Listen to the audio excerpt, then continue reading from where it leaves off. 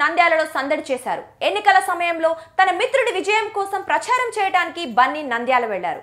YSR Congress party నుంచి నంద్యాల నియోజకవర్గంలో ఎన్నికల బరిలో ఉన్న శిల్పా రవిచంద్రారెడ్డి కోసం ప్రచారం చేయడానికి అల్లు అర్జున్ వెళ్లారు.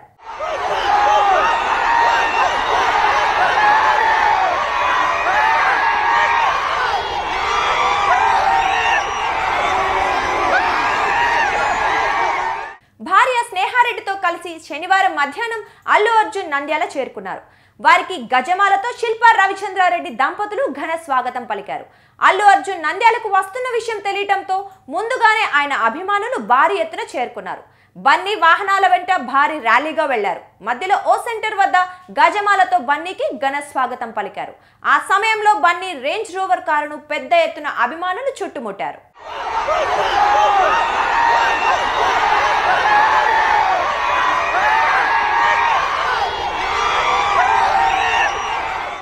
అభిమానులకు అభివాదం చేసేందుకు బన్నీ కారు సన్ రూఫ్ నుంచి బయటికి వచ్చారు.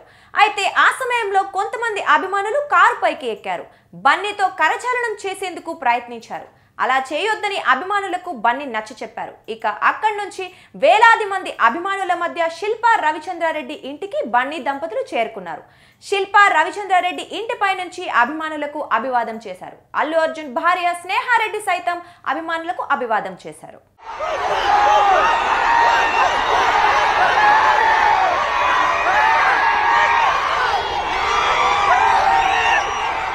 2019 ఎన్నికల్లో తొలిసారి నంద్యాల నుంచి శిల్పా రవిచంద్రారెడ్డి పోటీ చేశారు. ఆ సమయంలో కూడా బన్నీ తన మిత్రుడు విజయం సాధించాలని మద్దతు తెలిపారు.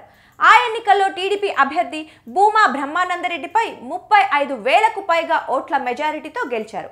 మళ్ళీ ఇప్పుడు కూడా శిల్పా రవి నంద్యాల నుంచే ఎన్నికల బరిలో ఉన్నారు. మరోసారి తన మిత్రుడి కోసం ప్రచారం చేయడానికి బన్నీ వెళ్లారు.